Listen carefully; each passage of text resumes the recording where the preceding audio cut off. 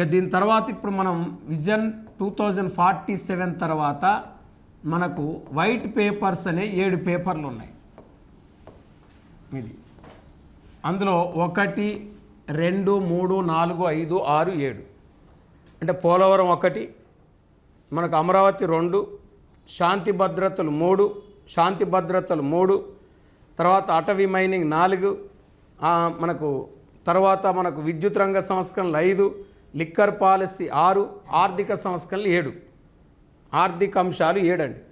అంటే మన ఆర్థికంగా ఆంధ్రప్రదేశ్ ఎట్లా నష్టపోయింది, మద్యంలో ఎట్లా నష్టపోయింది, మైనింగ్లో ఎట్లా నష్టపోయింది, శాంతి భద్రతలు ఎట్లా క్షీణించిపోయినాయి, మరి అమరావతి విధానం ఎట్లుంది, తర్వాత పోలవరం ఎట్లుంది, అదే అక్రమ మైనింగ్, షాండింగ్, ఇసుక విధానం, ఈ 7 అంశాలు శ్వేతపత్రం. శ్వేతపత్రం అంటే ఏంది ఫస్ట్ తెలవాలి మనకు.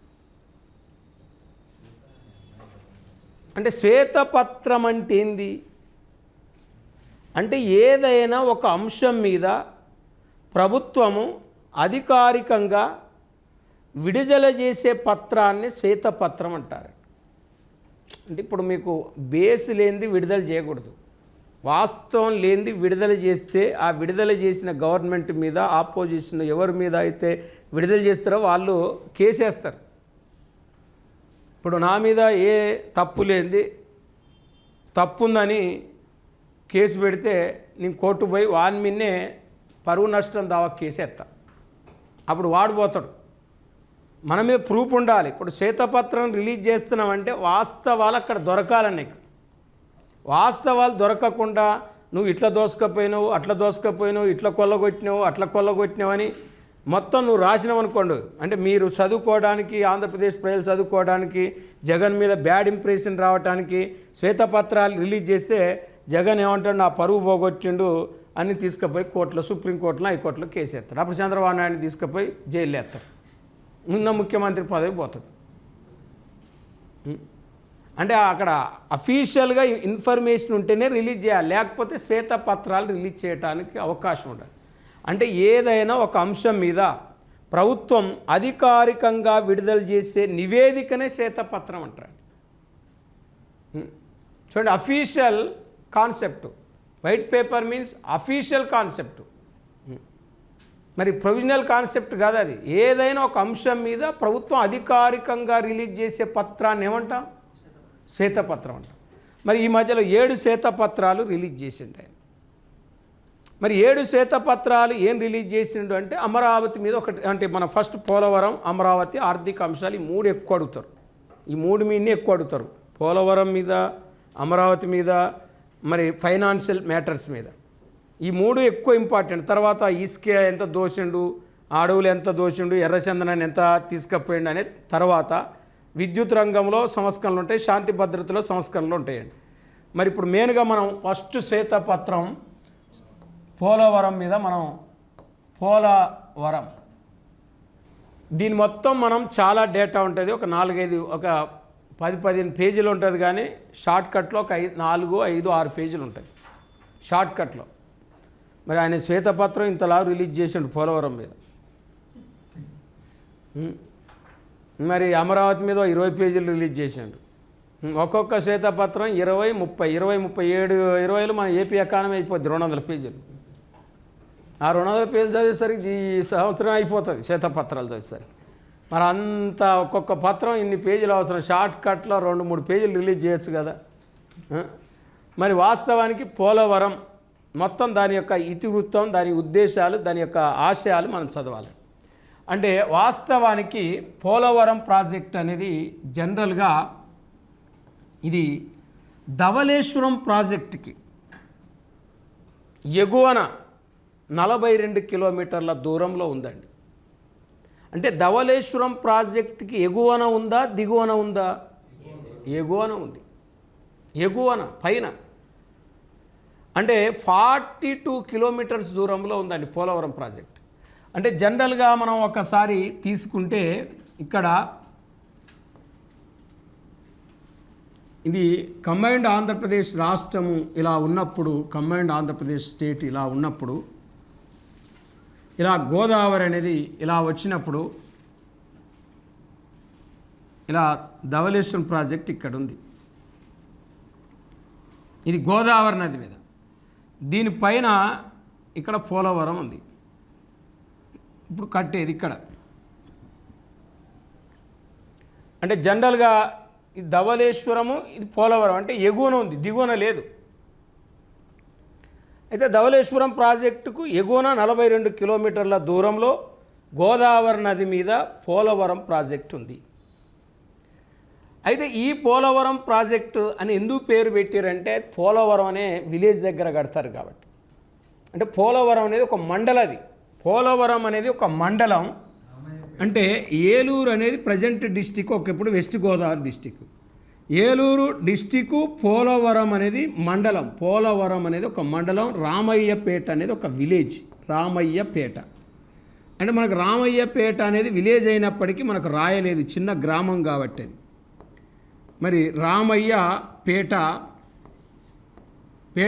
విలేజ్ దగ్గర గోదావరి నదిపై నిర్మించే ప్రాజెక్టు. గోదావరి నది మీద అంటే అక్కడ ఎందుకు కట్టాలనుకున్నారు, అసలు ఎందుకు పోలవరం ప్రాజెక్టు కట్టాలనుకున్నారంటే జనరల్గా 1847లోనే రాజమండ్రి అనే దగ్గర ధవళేశ్వరం అనే విలేజ్ దగ్గర గోదావరి నది మీద మరి సార్ అర్దార్ కాటన్ ద్వారా ధవళేశ్వరం ప్రాజెక్టు కట్టాడు 1847లో. 52 వరకు కన్స్ట్రక్షన్ పూర్తి అయిపోయింది. అయితే ఆయన చెప్పింది ఇది 100 సంవత్సరాల కంటే ఎక్కువ ఉండదు అని ఆనాడే చెప్పారు. అంటే 1847 నాటికి మొదలు పెడితే 1947 నాటికి అది దాని లైఫ్ అయిపోయింది. మరి దాని లైఫ్ అయిపోయినప్పుడు దాని ప్లేస్లోనే ప్రాజెక్టు కట్టాలంటే కష్టం. అది కూలినాక మళ్ళీ ఆనే కట్టాలంటే దానికి ప్రత్యామ్నాయంగా పైన మనం ప్రాజెక్టు కట్టుకోవాలి. ఇది ఎప్పుడు పడిపోద్దో మనకు తెలియదు. ఇది పడిపోతే ఈస్ట్ గోదావరి, వెస్ట్ గోదావరి ఎడారైపోతాయి. అందుకే దానికి ఈ ప్రత్యామ్నాయంగా ధవళేశ్వరానికి ప్రత్యామ్నాయంగా ఇక్కడ ప్రాజెక్టు కట్టుకోవాలి అని 1941లోనే పోలవరం ప్రాజెక్టును ప్రతిపాదనలు సిద్ధం చేశారండి. ఎప్పుడు? 1941లో. అంటే 1941లో పోలవరం ప్రాజెక్టుకు ప్రతిపాదనలు సిద్ధం చేశారు. అప్పుడు కనుక కట్టుంటే 129 కోట్లతో అయిపోయేది. 129 కోట్స్ అప్పుడు దాని కాస్ట్ ఆఫ్ ఎక్స్పెండిచర్. ఉత్త 129 కోట్లు. ఇప్పుడు 1,00,000 కోట్ల పైగా అవుతుంది అనుకోండి ఖర్చు. 1,00,000 దాటింది ఈ మధ్యలో, ఇంకా లేట్ అవుతా అంటే.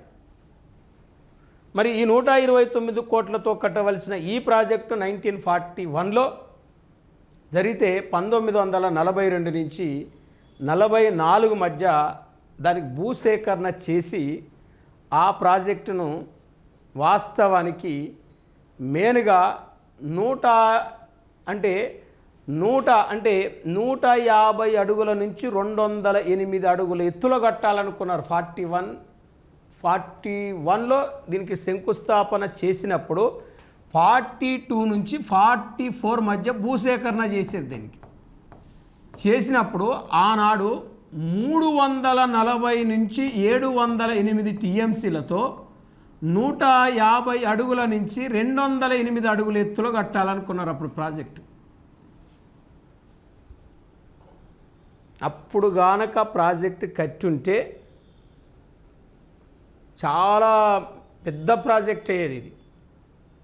అప్పుడు దాని 40 మధ్యలో 44 మధ్యలో 1942-44 మధ్యలో దాని కెపాసిటీ 340 - 708 టీఎంసీలు. ఒక్క టీఎంసీ కాదు, 340 నుంచి 708 టీఎంసీలు. ఇప్పుడు దాని అలా సగం కూడా లేదు, చాలా తగ్గిపోయింది. అంటే అప్పుడు కట్టుంటే భద్రాచలం ఇప్పుడు ఉండేది కాదు. భద్రాచలం అంతా రాముల వారు కూడా ఉండేవాళ్ళు కాదు, సీతమ్మ ఉండేది కాదు, ఏది సిటీయే ఉండేది కాదు ఇప్పుడు. ఎందుకంటే అన్ని టీఎంసీలు 41లో అంటే ఆనాడు ప్రాజెక్టు కడుతున్నారు కాబట్టి రాముల వారు మునిగిపోతారు కాబట్టి శ్రీరామ పాదసాగర్ అని పేరు పెట్టారు. పోలవరానికి మొదటి పేరు ఏంది? శ్రీరామ పాదసాగర్. పోలవరానికి ఫస్ట్ పేరు. అంటే శ్రీరామ పాదసాగర్ అని ఎందుకు ఆనాడు పేరు పెట్టారంటే ఆ ప్రాజెక్టు కట్టడం వల్ల రాముల వారి పాదాలు మునిగిపోతాయి, రాముల వారి పాదాలకు తగులుతాయి నీళ్ళు. ఇప్పుడు రాముల వారి పాదాలకు తలగవు నీళ్ళు, ఎందుకంటే అంత ఎత్తు లేదు ఇప్పుడు ప్రాజెక్టు. రాముల వారే కొండ మీద ఉంటాడు. భద్రాచలం గోదావరి ఒడ్డున ఒక గుట్ట ఉంటుంది. ఆ గుట్ట మీద మళ్ళీ చాలా ఎత్తెక్కాలి మనం రాముల వారిని దర్శించుకోవాలంటే. అంటే మీరు భద్రాచలం చూడవచ్చు, చూడకపోవచ్చు, మ్యాక్సిమం ఎవరు చూడనట్టుంది నాకు తెలిసి. మనం భద్రాచలం పోయినప్పుడు గోదావరి ఒడ్డునే ఉంటుందండి టెంపుల్, కొండ ఉంటుంది, ఆ గుట్ట. ఆ గుట్ట మీద ఉంటుంది సీతమ్మ రాముల వారు. మరి ఆ గుట్టెత్తు నీళ్ళు వచ్చి గుట్టను ఆనుకొని వచ్చి రాముల వారి పాదాలు తగులుతానంటే ఏ రేంజ్లో ఉందో పోలవరం చూడండి. ఇప్పుడు అదే రేంజ్లో కడితే ఛత్తీస్గఢ్ సగం మునుగుతుంది, ఒడిశాలో చాలా గ్రామాలు మునుగుతాయి, పాపికొండలు లేకుండా మునిగిపోతాయి మొత్తం. మరి ఇప్పుడు అంత లేదు. అప్పుడు 41లో శ్రీరామ పాదసాగర్ అన్నారు, రాజశేఖర రెడ్డి వచ్చినాక ఇందిరాసాగర్ అన్నారు, తర్వాత చంద్రబాబు నాయుడు వచ్చినాక పోలవరం ప్రాజెక్ట్ అన్నారు. ఇది పూర్తయితే మళ్ళీ ఏం పేరు పెడతారో చూడాలి. ఇప్పుడు శ్రీరామ పాదసాగర్ని ఇందిరాసాగర్గా పేరు మార్చి ఇందిరాసాగర్ని పోలవరం ప్రాజెక్టుగా పేరు మార్చారు ఇప్పుడు దీన్ని. అయితే ఈ ప్రాజెక్టు మనం జనరల్గా పరిగణలోకి తీసుకుంటే ఈ ప్రాజెక్టు ఆనాటి నుంచి ఈనాటి వరకు కూడా నిర్మాణానికి నోచుకోవాలి. 2014లో ఆంధ్రప్రదేశ్ ప్రభుత్వం అంటే 2014 ఆంధ్రప్రదేశ్ బైఫర్కేషన్ యాక్ట్ ప్రకారం ఇక్కడ చంద్రబాబు నాయుడు మొదటి దఫాలోనే ఇక్కడ పోలవరం ప్రాజెక్టు కట్టడానికి ఆనాడు కేంద్ర ప్రభుత్వాన్ని ఒప్పించి 7 ముప్పు మండలాలను ఏపీలో విలీనం చేసుకోవటం జరిగింది పోలవరం కోసం. అంటే 2014 ఆంధ్రప్రదేశ్ బైఫర్కేషన్ యాక్ట్ ప్రకారం పోలవరం కోసం 7 ముప్పు మండలాలను ఏపీలో కలిపారండి. ఇటు ఉన్నది ఏ గోదావరి అయింది అంటే వెస్ట్ గోదావరి అయింది, ఇటు ఉన్నది తూ గోదావరి అయింది. ఈ తూ గోదావరి పా గోదావరి మధ్యలోకి వెళ్ళి గోదావరి మధ్యలోకి వెళ్ళిపోతున్నాడుగా. అటు ఉన్నది ఏ గోదావరి? తూ గోదావరి. ఇటు ఉన్నది ఏ గోదావరి? పా గోదావరి. అందుకే మంచి గోదావరి అని పేరు పెట్టారు, తూగో పాగో అని పెట్టారు. ఈ తూగో పాగోలను కూడా జగన్మోహన్ రెడ్డి ఆగం చేశాడు. అవతల గోదావరికి అవతల ఉందంతా జగన్మోహన్ రెడ్డి రాకముందు తూర్పుగోదావరి జిల్లా అండి, యువతలు ఉన్నదంట పశ్చిమ గోదావరి. ఇప్పుడు నీకు కొవ్వూరు అని ఉంటుంది, రాజమండ్రి దాటాలంటే కొవ్వూరు దాటాలి. కొవ్వూరు ఒకప్పుడు పశ్చిమ గోదావరి అండి, ఇప్పుడు తూర్పుగోదావరి కొవ్వూరు. నిడదవోలు అని ఉంటుంది, ఇంకా నిడదవోలు దాటినాక కొవ్వూరు వస్తుంది. నిడదవోలు కూడా ఒకప్పుడు వెస్ట్ గోదావరి, ఇప్పుడు దాన్ని తూర్పుగోదావరిలో కలిపాడు. అంటే చూడండి నిడదవోలు చాలా ఉన్నాయి, ఇంకా వెస్ట్ గోదావరిలోని అన్ని తూర్పుగోదావరిలో కలిపాడు. ఇంకా ఉన్నాయి చాలా విలేజ్లు.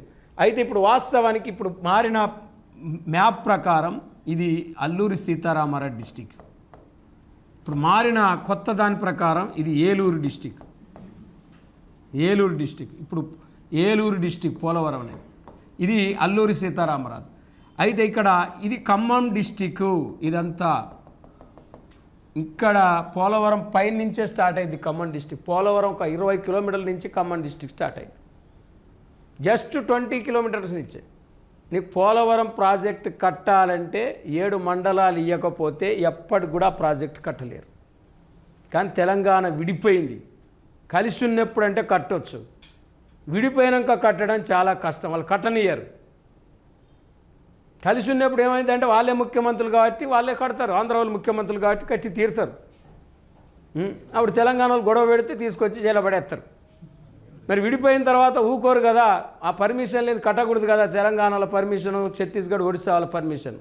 అప్పుడు ఏం చేశారంటే ఇక చంద్రబాబు నాయుడు మాకు ఎట్లాగా రాజధాని రాలేదు, హైదరాబాద్ మేము కోల్పోయినాం, మరి అప్పుడు సెంట్రల్లో బీజేపీ గవర్నమెంట్ వచ్చింది కాబట్టి బలంగా నరేంద్ర మోడీని, అరుణ్ జైట్లీని బలంగా ఒప్పించి ఆ 7 ముప్పు మండలాలను ఏపీలో కలిపిండు.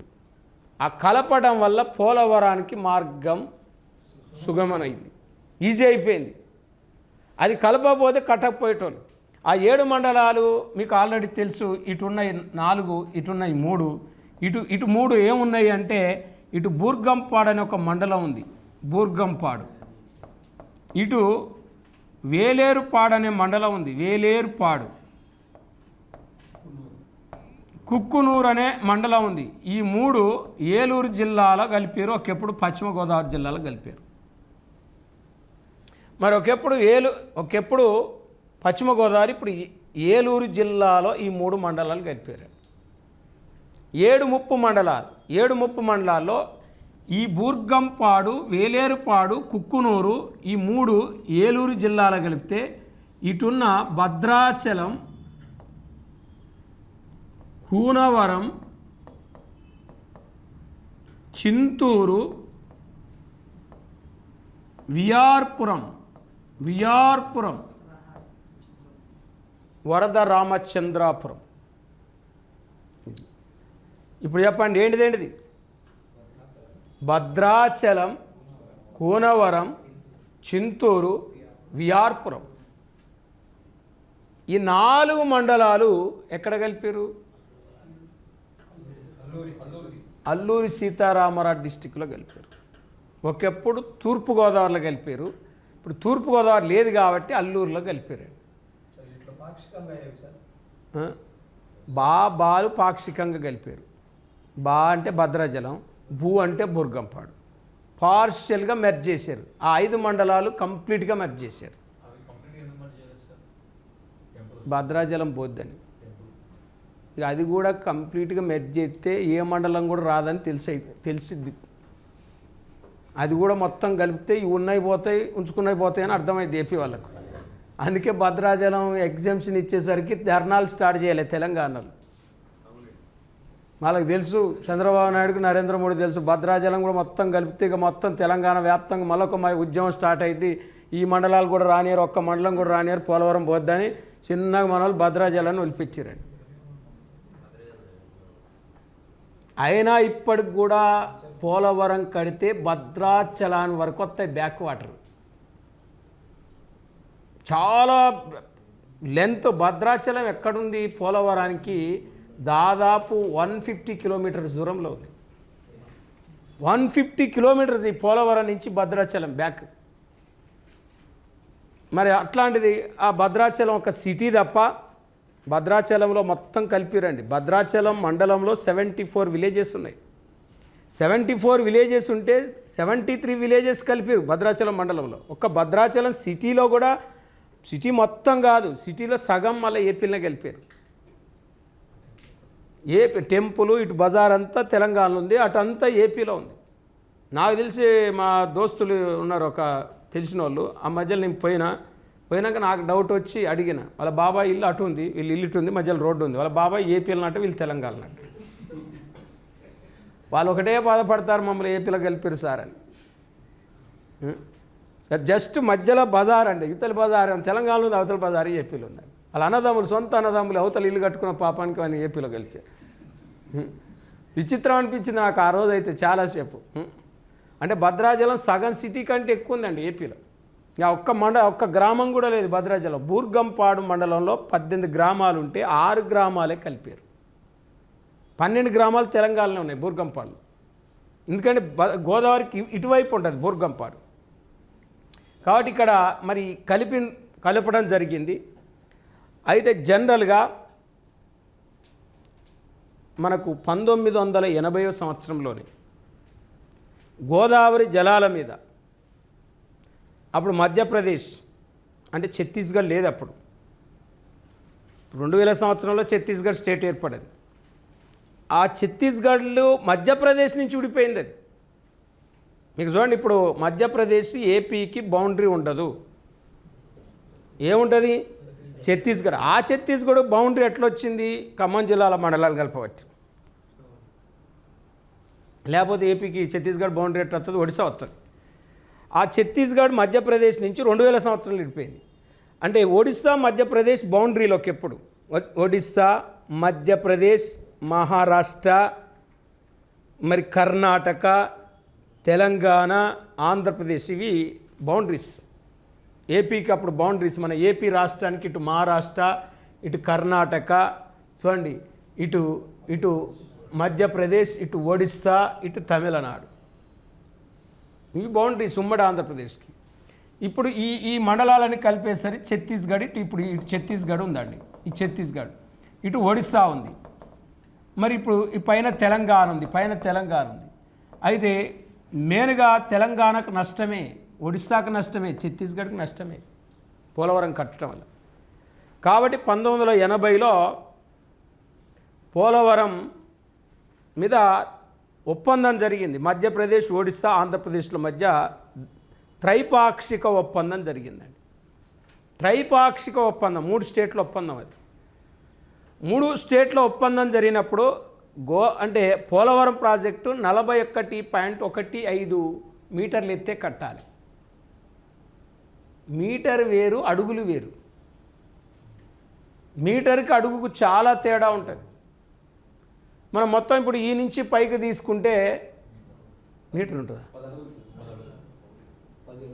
ఈ నుంచి పై తీసుకుంటే 1, 2, 3 మీటర్, 4 మీటర్లు ఉంటుంది. 3, 4 ఉంటుంది అంతే. 3, 3.5 ఇంతతోటి 41.15 మీటర్లు ఎత్తే కట్టాలని ఒప్పందం జరిగింది. అంటే 41 పాయింట్, మరి చూడండి, 41.15 మీటర్ల ఎత్తు మాత్రమే కట్టాలని అప్పుడు 1980లో ఈ ఆంధ్రప్రదేశ్, మధ్యప్రదేశ్, ఒడిస్సాల మధ్య ఒక ఒప్పందం జరిగింది. ఇది 41.15 ఇంత హైట్ కట్టాలని అప్పుడు ఒప్పందం జరిగింది. ఆ ఒప్పందానికి ఒప్పుకున్నారు. కానీ అది మోక్షం జరగలేదు. ఇక 81లో ఆంధ్రప్రదేశ్ ముఖ్యమంత్రిగా బాధ్యతలు స్వీకరించిండు టంగుటూరి అంజయ్య గారు. అంజయ్య ఆయన పేరు, టంగుటూరి కూడా కాదు ఆయన పేరు, టి అంజయ్య. అదే టి అంజయ్య అంటే టంగుటూరి అంజయ్య. ఆయన ముఖ్యమంత్రిగా బాధ్యతలు స్వీకరించినాక ఒక్కసారి పోలవరం ప్రాజెక్టు కడతా అని చెప్పిండు. ఆయన మరి ఆంధ్రవాడా, తెలంగాణవాడా? మొత్తానికి ఆయన పోలవరం ప్రాజెక్టు కడతా అని చెప్పినప్పుడు అప్పుడు ఎస్టిమేషన్ వేసి 2665 కోట్లు అయిద్దని. 2665 కోట్లు అయిద్దని ఎస్టిమేషన్ వేసినప్పటికీ అది ఆలస్యమైన తర్వాత 2004 నవంబర్ 8న వైఎస్ఆర్ పోలవరం ప్రాజెక్టుకి శంకుస్థాపన చేశాడు. మరి 2004 నవంబర్ 8వ తారీఖు నాడు వైఎస్ఆర్ పోలవరం ప్రాజెక్టుకి శంకుస్థాపన చేయటం జరిగింది. మరి పోలవరం ప్రాజెక్టు శంకుస్థాపన చేసినప్పుడు 2004 నవంబర్ 8న అప్పుడు దాని యొక్క ఎక్స్పెండిచర్ 16,010 కోట్లు అండి. 16,010 కోట్లు అప్పుడు గడితే అయిపోవు 16,000 కోట్లతో. 2004 నుంచి 14 వరకు కూడా జరగలే. కేసీఆర్ బలంగా దిగిండు, టీఆర్ఎస్ పార్టీ పెట్టి. పోలవరం కట్టుడో నేను సచ్చుడో అని టీఆర్ఎస్ పార్టీ బలంగా జనాలకు మన పోలవరం కడతారు, మన గోదావరి నీళ్ళన్నీ ఎత్తకపోతారు, మనం సోయి లేకపోతే మనం కూసుంటే ఆంధ్ర వాళ్ళు మన నీళ్ళు ఎత్తకపోతా అంటే మనం కూసుంటామని రెచ్చగొట్టింది తెలంగాణలో. ఇంకా భూసేకరణ, ఎందుకంటే 340 విలేజెస్ ఉన్నాయి ఈ 7 మండలాల్లో. మామూలుగా లేవు. 340 విలేజెస్ని తరలించాలి. 2,97,269 మంది జనాభా ఉన్నారు అక్కడ. 340 విలేజెస్ ఉన్నాయి. వాళ్ళకు భూసేకరణ చేయాలి, ల్యాండ్ అక్వేషన్ చేయాలి, ల్యాండ్ రిక్వేషన్ చేయాలి, డిస్ప్లేస్మెంట్ పునరావాసం కల్పించాలి, వాళ్ళకి ఇల్లు కట్టియాలి, భూమి ఇవ్వాలి వేరే చోట వాళ్ళకి. రీహెబిలిటీస్, డిస్ప్లేస్మెంట్ అంటాం, ల్యాండ్ అక్వేషన్ రిక్వేషన్ చేయాలి. ఒక్క ప్రాజెక్ట్ కట్టంగానే ఈజీగా సరిపోదు. వాళ్ళు అసలే 340 గ్రామాల ప్రజలు వాళ్ళు. అంతమందిని తరలించాలి. ఇప్పటికి కూడా ఇంకా పూర్తిగా ల్యాండ్ రిక్వేషన్ రీసెటిల్మెంట్ కొన్ని గ్రామాల ప్రజల్ని ఇప్పటికీ తరలించారండి. ఇప్పుడు మనం పోలవరం పోలవరం ప్రాజెక్టు కానే ఫస్ట్ విలేజ్ కనపడుతుంది దేవీపట్నం విలేజ్ అని. పోలవరం ప్రాజెక్టు స్టార్టింగ్ కానీ ఇటువైపు దేవీపట్నం విలేజ్ అని కనపడుతుంది. అదే విఆర్పురం మండలం.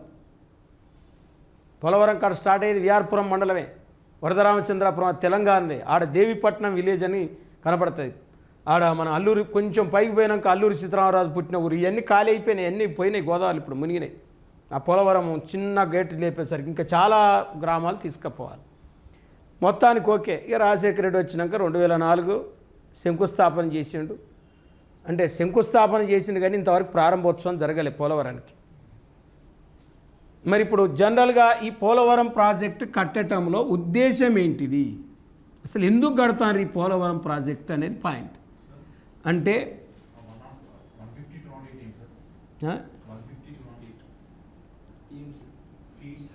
ఇది అడుగులు, ఇది ఇంత నుంచి ఇంత అడుగుల ఎత్తుల మధ్యలో కట్టాలి.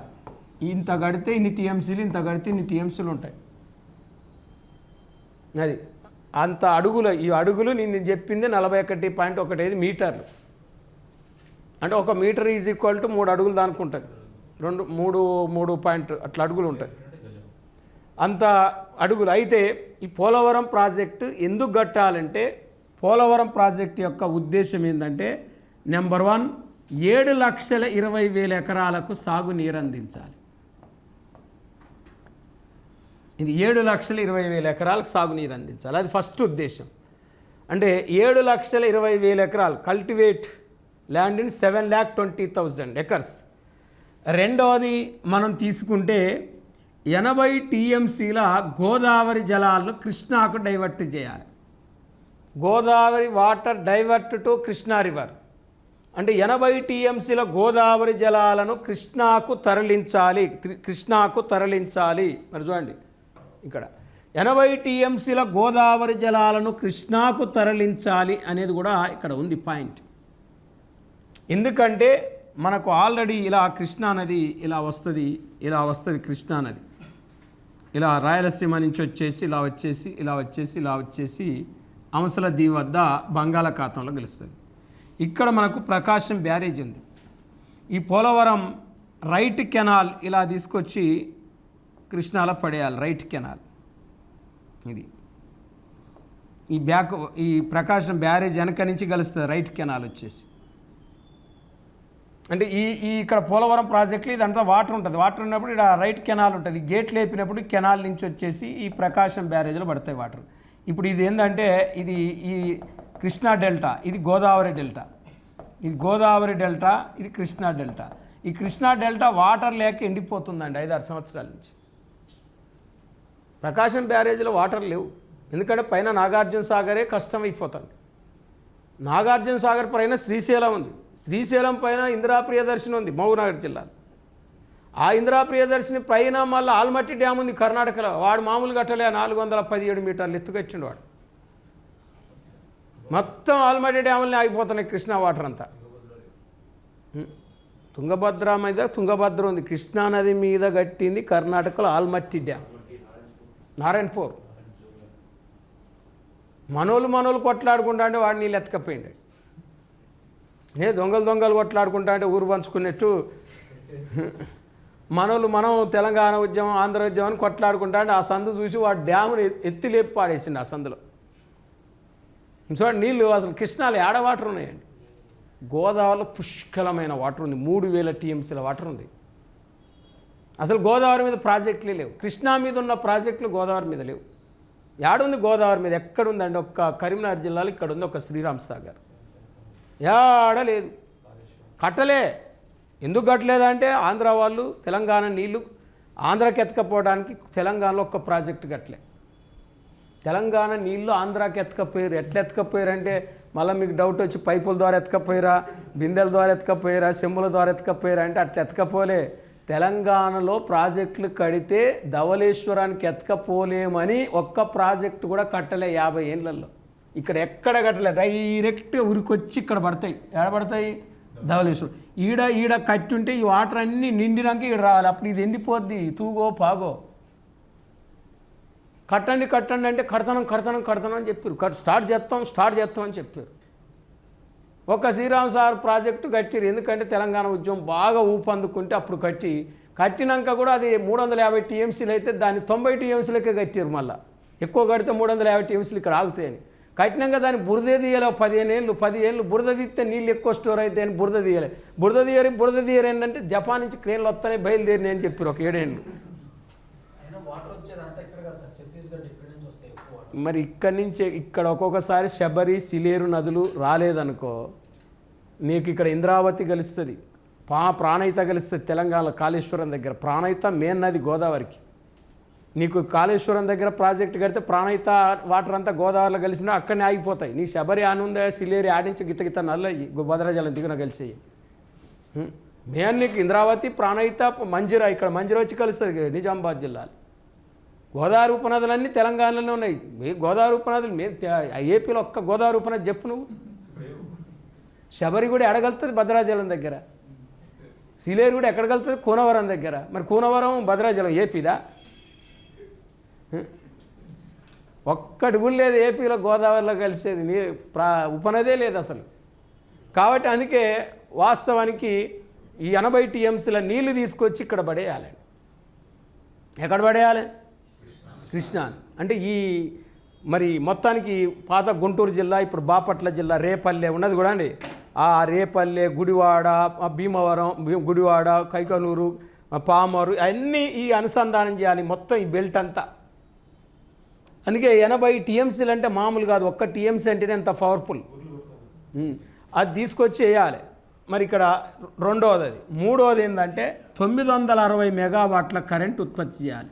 960 మెగావాట్ల విద్యుత్ ఉత్పత్తి చేయాలి. ఎన్ని మెగావాట్లు? 960 మెగావాట్లు. మామూలు కరెంట్ ఉత్పత్తి కాదండి. నాగార్జున సాగర్ కూడా అంత ఉత్పత్తి లేదు.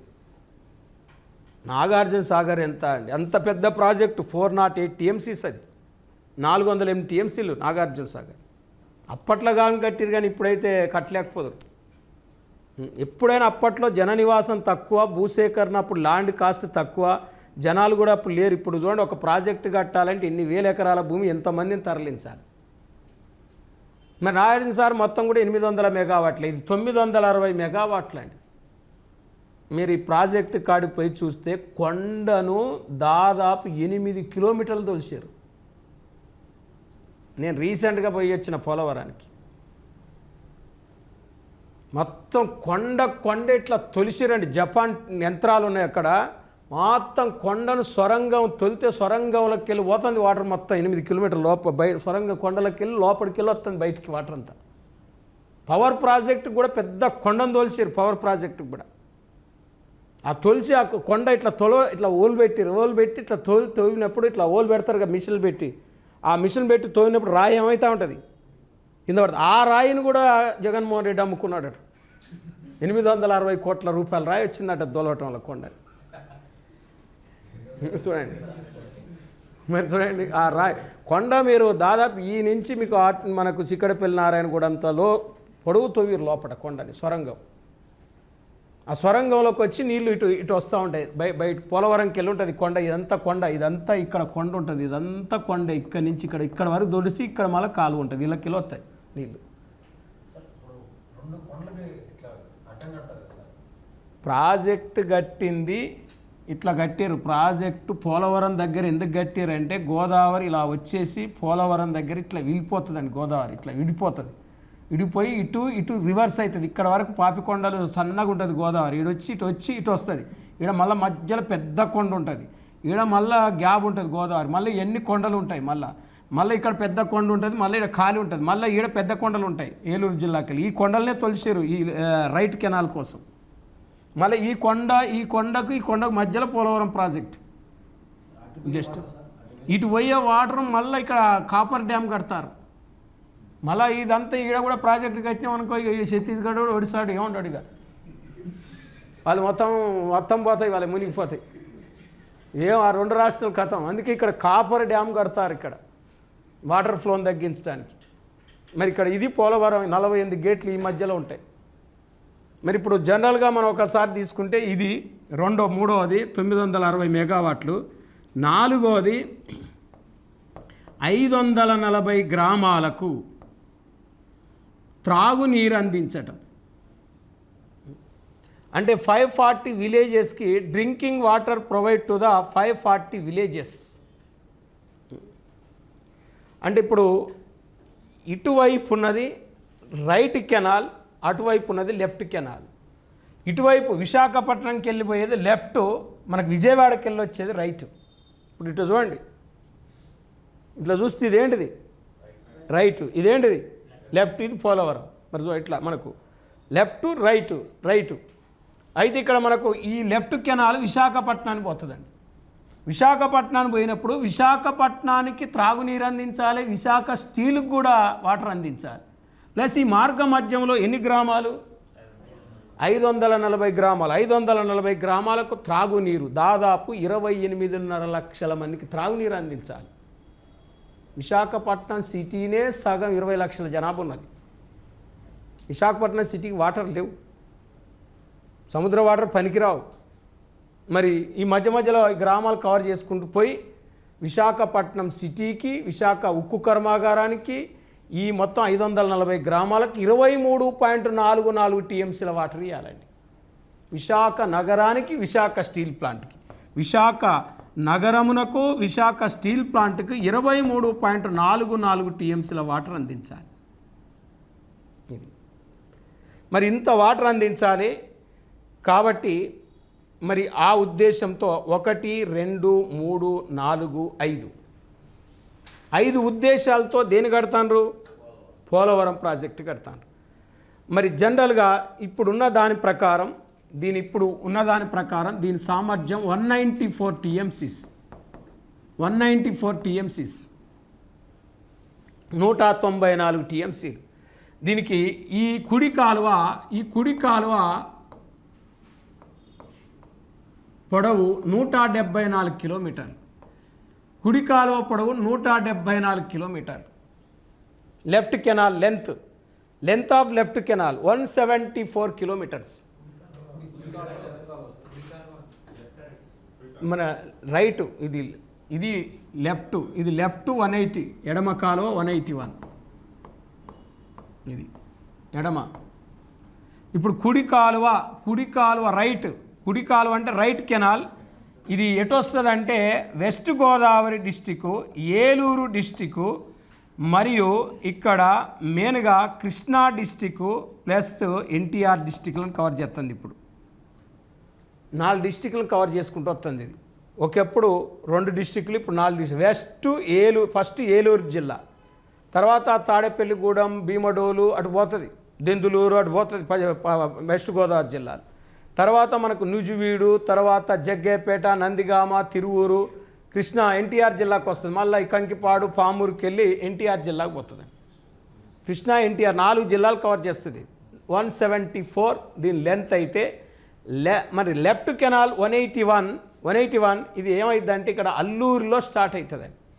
అల్లూరు స్టార్ట్ అయ్యి మనకు ఈస్ట్ గోదావరి రాజమండ్రి పోయి ఆ నుంచి కాకినాడ కవర్ చేసి, ఆ నుంచి అనకాపల్లి డిస్ట్రిక్ట్ కవర్ చేసి విశాఖపట్నానికి పోతుంది. ఇదివరకు 2 జిల్లాలు, తూర్పుగోదావరి, విశాఖపట్నం. ఇద్దరు పాత జిల్లాల ప్రకారం తూర్పుగోదావరి, విశాఖపట్నం అండి. ఇప్పుడు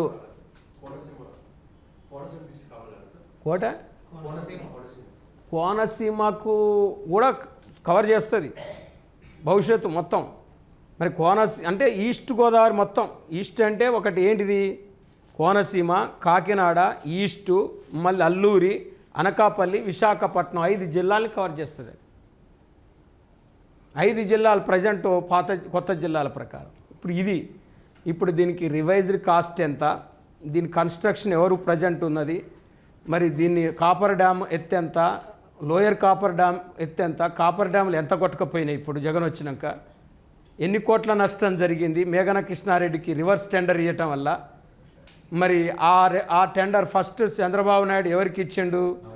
నవయుగ కన్స్ట్రక్షన్, బెకం కన్స్ట్రక్షన్కి ఇస్తే వాళ్ళని కాదని ఈయన మళ్ళా మేఘన కృష్ణారెడ్డికి ఇచ్చినాక ఎంత ఆదా చేస్తే ఎంత నష్టం వచ్చింది, ఈ 5 ఏళ్లలో పోలవరాన్ని చేయటం వల్ల వరదలు వచ్చి కాపర్ డ్యామ్ ఎంత కొట్టుకపోయింది, ఎన్ని అడుగులు కొట్టుకపోయింది, మళ్ళీ దాన్ని కట్టడానికి ఇప్పుడు ఎంత ఖర్చు అవుతుంది, మరి ఇది ఎప్పుడు పూర్తి చేస్తారు, దీనికి ఎంతమంది ఎన్ని ఎకరాల భూమి సేకరించాలి, ఎంతమందిని తరలించాలి, మరి ఇప్పటివరకు ఎంతమందిని తరలించారు, ఎన్ని లక్షల ఎకరాల భూమి సేకరించారు అని చాలా డేటా ఉంది. ఇప్పుడు మనకు ఒక పేజ్ అయిపోయింది, ఒకటిన్నర, ఇంకా 3-4 పేజీలు ఉంది. ఇది ఒక్కటే ఇంకా 6 ఉంటాయి. ఇది అయిపోయిన తర్వాత మిగతా అన్ని చిన్న చిన్నవి ఉంటాయి. మనకు రేపు అయిపోతుంది మొత్తం.